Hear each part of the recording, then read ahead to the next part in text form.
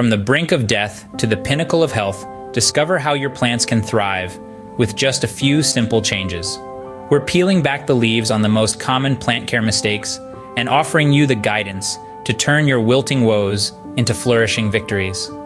Picture the lush, vibrant greenery you could be nurturing right in your own home. The journey to plant mastery begins now, so settle in and prepare to transform your indoor jungle. Water, the source of life, and ironically the most common cause of plant death. A paradox, isn't it? But don't fret, because today we're going to unravel the mystery behind watering woes. Let's start with overwatering, the silent killer. It's like being at a party where the host keeps refilling your glass before you've had a chance to take a sip. Just as you'd start to feel uncomfortable, so do the plants. Overwatering drowns the roots, depriving them of the oxygen they need to survive, leading to a series of plant health issues like root rot, yellowing leaves, and eventually plant death. Now let's turn the tables around and talk about underwatering. Imagine you're lost in a desert, parched and gasping for a drink. That's how a plant feels when it's underwatered. The symptoms can be deceptive, often mimicking those of overwatering. Wilting, browning at the edges, and slow growth are telltale signs that your plant is crying out for a drink. So how do you strike the right balance? It's all about getting to know your plant and its needs. A good rule of thumb is to check the soil. Stick your finger about an inch into the pot. If it feels dry, it's time to water. If it's damp, hold off. Remember, different plants have different watering needs. Succulents and cacti, for example, prefer their soil to dry out completely between waterings, while ferns and tropical plants appreciate consistently moist soil. Now let's talk technique. Watering isn't just about quantity, it's also about approach. You want to water deeply and thoroughly, so the water reaches the root zone where it's most needed. Avoid wetting the leaves, as this can lead to fungal diseases. And always make sure your pots have drainage holes to prevent water from sitting at the bottom. Remember, when it comes to watering, less is often more. It's a delicate dance, a balance of giving and withholding. But with a little patience and practice, you'll master the art of watering and watch your plants flourish. Light, the energy source for all plant life, but how much is too much and how little is too little? Let's illuminate this topic, shall we? After all, sunlight isn't just a source of warmth and happiness for us humans, it's the very lifeblood of our plant friends. Through photosynthesis, plants convert sunlight into food, but just like us, they can have too much of a good thing or not enough. Imagine you're a plant, basking in the sun. Feels good, right? Except, you've been left out there for too long.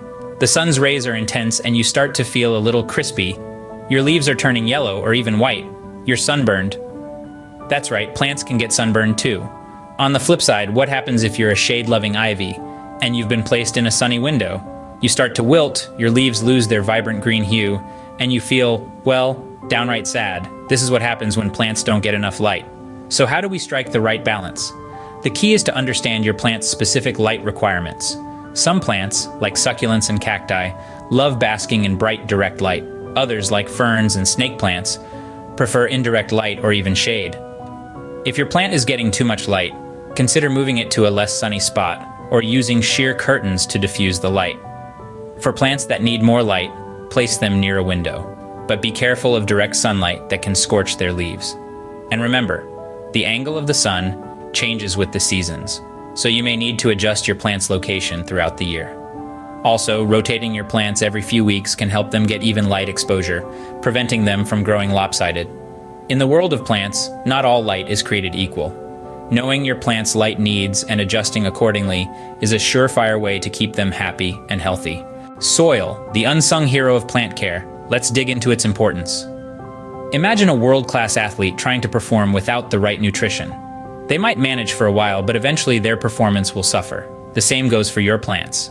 They need the right soil to provide them with essential nutrients, the right moisture balance, and a suitable environment for their roots. But not all soil is created equal. Like humans, different plants have different dietary needs. Some plants, like succulents and cacti, prefer a sandy, well-draining soil that mimics their desert origins. Others, like ferns and hostas, thrive in rich, organic soil that retains moisture. Knowing what your plant needs is the first step to creating the perfect soil mix. Now you might be thinking, I'll just grab a bag of potting mix from the store and I'm good to go. And sure, that might work for a while. But if you want your plants to truly thrive, you need to get your hands dirty. Creating your own soil mix is like cooking a gourmet meal for your plants. You control the ingredients, tailoring the recipe to your plant's specific needs. Start with a base of peat moss or coconut coir for moisture retention. Add perlite or coarse sand to improve drainage. Mix in compost or worm castings for a nutrient boost. And there you have it.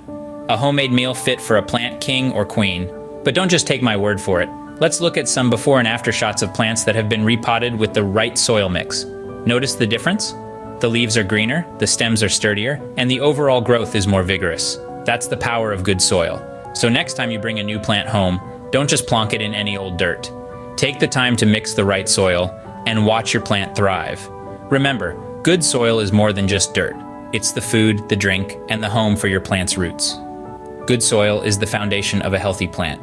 Fertilizer, a plant's best friend or worst enemy. Let's find out why. As plant enthusiasts, we often equate fertilizing with feeding, believing that more is always better. However, when it comes to fertilizers, balance is key. Too much can burn delicate roots or promote weak, fast growth, while too little can lead to nutrient deficiencies and poor growth. Fertilizers come in a dazzling array of formulations, each with its unique blend of nutrients to cater to different plant needs. From slow-release granules to liquid concentrates, the selection can be overwhelming. But fear not, each fertilizer label is like a decoder ring to its contents. The three numbers you'll typically see represent the ratio of nitrogen, phosphorus, and potassium, the essential nutrients for plant growth. Nitrogen promotes leafy, green growth, phosphorus aids in root development and flowering, while potassium strengthens overall plant health. Depending on your plant's needs, you'll select a fertilizer with the appropriate ratio. For instance, a flowering plant might appreciate a higher phosphorus content, while your leafy greens might prefer more nitrogen. Application methods vary too. Some fertilizers are water-soluble and need to be mixed with water before application, while others are granules that can be sprinkled around the base of the plant. Regardless of the type, it's crucial to follow the manufacturer's instructions to prevent over-fertilization. Now, when it comes to frequency, less is often more. A common rule of thumb is to fertilize during the growing season and hold off during the dormant winter months. However, this can vary depending on your plant's specific needs, so it's always best to do a bit of research.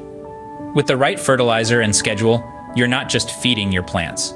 You're providing them with the building blocks they need to grow strong and healthy. So, don't be scared of fertilizers. Embrace them as a vital tool in your plant care arsenal. With the right fertilizer, your plants will not only survive, they'll thrive. Before we wind up, here's a rapid-fire roundup of lesser-known tips for plant care success. Humidity matters, especially for tropical plants. They love a steamy environment, so consider placing a humidifier nearby or misting them occasionally. But remember, balance is key. Too much humidity can lead to mold and other issues. Air circulation is another often overlooked factor.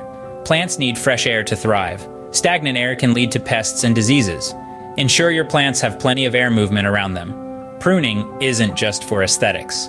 Regularly pruning your plants promotes healthier growth and keeps them looking their best. Not to mention, it's a great way to keep an eye out for any potential problems before they become disasters.